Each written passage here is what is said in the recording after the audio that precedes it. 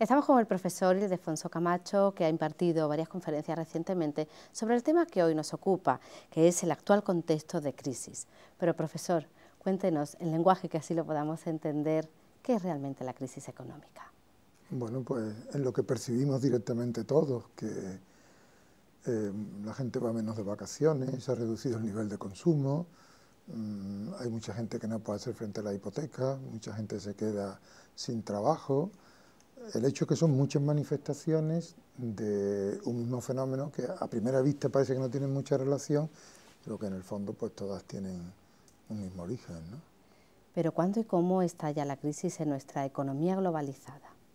Pues estalla en septiembre del año pasado, de 2008, los que algunos titulares de periódicos llamaron 10 días que cambiaron el capitalismo, que fueron aquellos 10 días entre el 8 y el 18 de septiembre de 2008, donde cada día nos sorprendían los medios con una caída, una quiebra o una compra de uno de los grandes bancos de inversión norteamericanos. Ese fue el estallido de la crisis.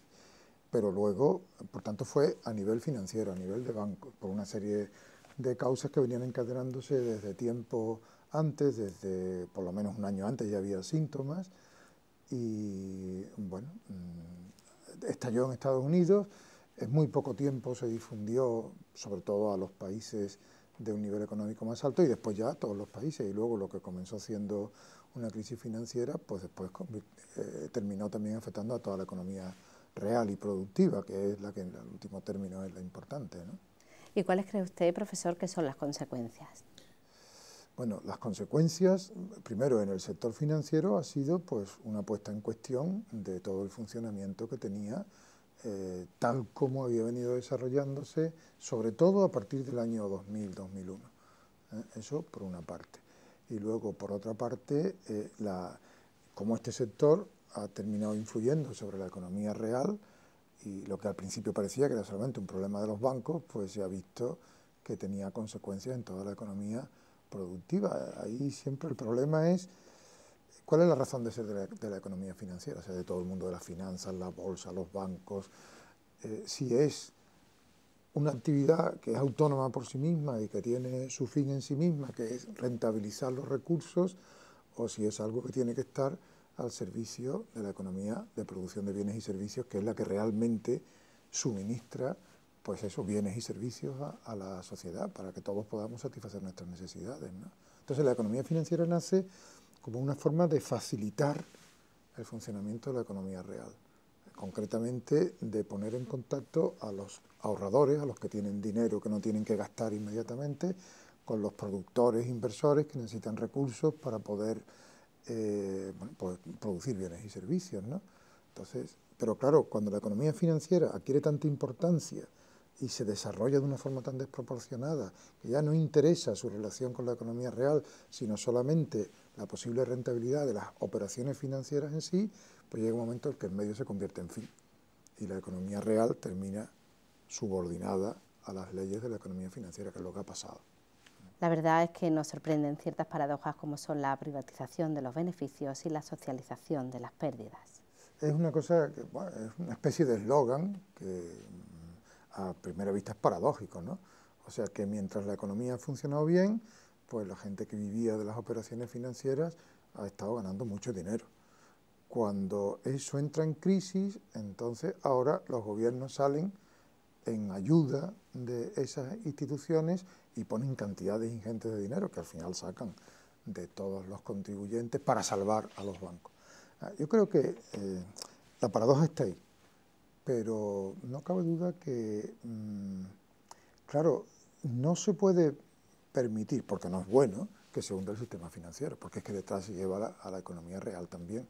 Entonces, los gobiernos, puesto que no habían actuado antes y no habían prevenido para que no ocurrieran estas cosas. ¿Cree usted, Ildefonso, que se podía haber prevenido? Sí, claro, porque el desarrollo, este desarrollo de la economía financiera es la consecuencia de unas políticas que han aplicado los gobiernos y los organismos internacionales de desregulación de los mercados financieros, de la máxima libertad del mercado para que actúe sin ningún tipo de control. Eso ha generado, bueno, pues una creatividad enorme, pero al mismo tiempo también, sobre todo, yo creo que lo más grave que ha generado ha sido una falta de transparencia tremenda en ese mundo. De manera que cuando la crisis ha estallado, el problema era que había las famosas hipotecas basura, había una serie de títulos en manos de mucha gente por todo el mundo que al final uno no sabía qué garantías tenían detrás ni qué valor real tenían.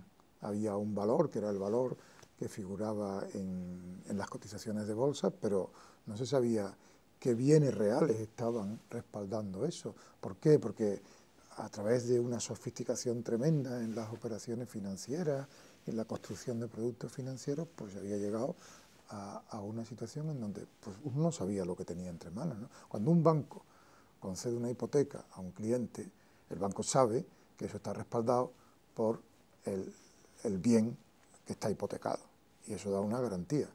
Pero cuando yo no sé qué hay detrás, pues entonces llega un momento, bueno, mientras yo confío en la persona o en la institución que es titular de ese título, puedo tener una cierta confianza, pero cuando empiezo a ver que hay ahí detrás un marasmo tremendo, entonces empieza, ¿qué es lo que ha pasado? Ha sido una crisis de confianza lo que hizo estallar, cuando los bancos empezaron a perder la confianza entre ellos y ninguno estaba dispuesto ya a concederse ningún crédito, con lo cual bloquearon todo el funcionamiento del sistema financiero y detrás de eso la economía real.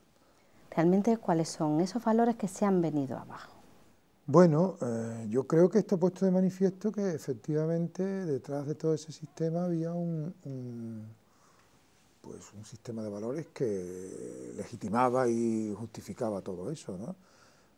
Así en un primer momento, pues, por ejemplo, la preocupación por el dinero fácil y el dinero a corto plazo, eso está claro, ¿eh?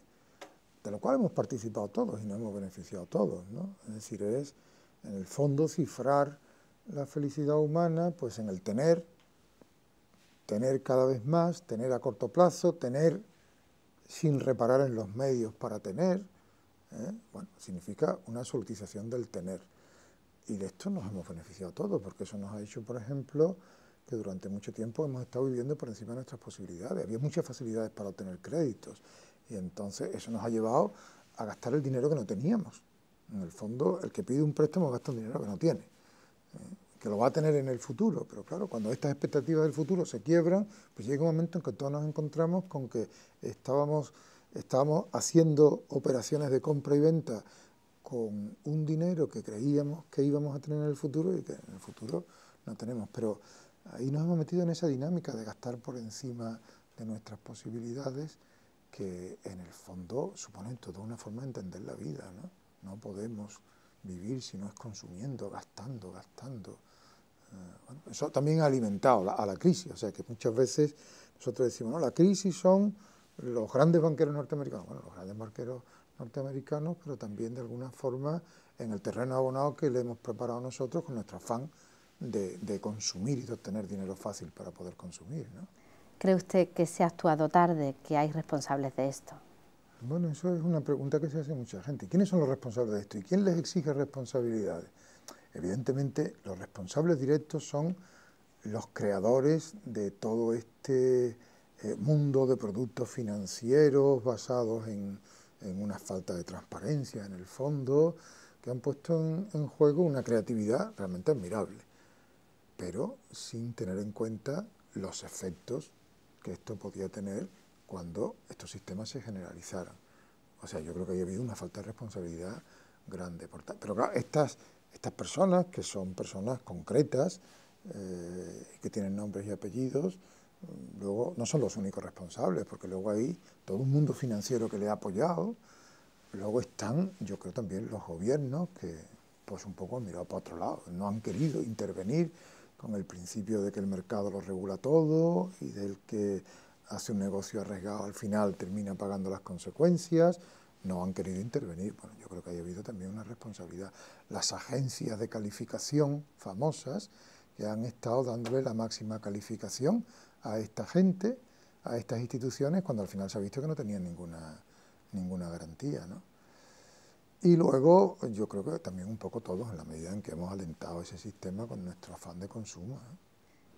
Profesor, creatividad, pero ¿dónde actuar para hacer las reformas que nos saquen de esta crisis? Hay que pedir responsabilidades, pero al mismo tiempo, y eso yo creo que hay que hacerlo. Y de hecho se está haciendo, aunque no tanto como fuera de desear. Pero yo creo que no basta con castigar a los culpables, diríamos. Hay también que evitar que en el futuro se produzcan situaciones semejantes. Yo creo que ahí está claro que hay que tomar una serie de medidas de una cierta regulación de los mercados financieros, sobre todo en una economía globalizada. El problema es que ahí esas medidas, para que sean efectivas, no las puede tomar un gobierno solo, sino que tienen que ser los organismos internacionales.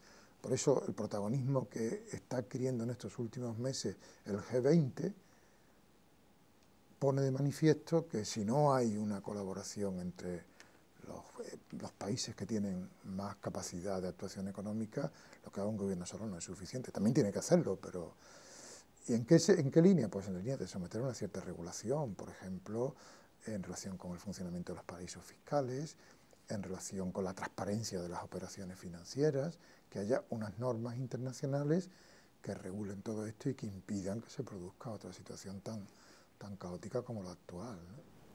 Habla usted de regulación, de normas, pero ¿y de educación? ¿Qué se puede hacer? Bueno, pues yo creo que reeducarnos todos un poco, ¿no? En la medida en que bueno, si en el fondo se trata de un sistema de valores, pues la educación fundamentalmente es transmisión de valores, ¿no? Entonces yo creo que todos aquellos que son educadores, o porque son padres de familia, o porque son educadores por profesión, pues tenemos que trabajar en eso, o sea, tenemos que tomar una cierta distancia crítica sobre la sociedad en que nos hemos visto, en que nos vemos embarcados. Por ejemplo, yo una cosa que me llama mucho la atención, que siempre me ha interesado mucho, la educación para el consumo. Es decir, yo creo que hoy día todos tenemos que educarnos para el consumo. A los niños hay que educarlos para el consumo, porque es verdad que vivimos en un mundo de una cierta abundancia de medios, sobre todo en países como el nuestro, ¿no? Pero la capacidad de consumo no podemos regularla en función de los medios de consumo que tenemos, porque entonces nos convertimos en unos seres caprichosos, indisciplinados, que todo lo que se nos antoja tenemos que tenerlo enseguida al alcance de la mano. Y yo creo que, bueno, ahí hay un campo importante para la educación, ¿no? Y luego, en último término, el empezar, el revalorizar el ser frente al tener, lo que en último término nos da la felicidad en este mundo no es el que tengamos muchas cosas, muchos caprichos, sino el que seamos personas auténticas, personas libres, pero personas responsables, y que eso nos permita construir nuestra propia vida cada uno, ¿no? Gracias por acercarnos, profesor Ildefonso Camacho, a esta crisis en un lenguaje más o menos sencillo, pero ¿qué se puede hacer? ¿Hay esperanza? Esperanza, yo creo que de las crisis se sale, desgraciadamente dejando víctimas en el camino, pero también hace falta una cierta voluntad política y un cierto esfuerzo ciudadano de saber que, bueno, la crisis tiene un coste que tenemos que pagar entre todos, ¿no?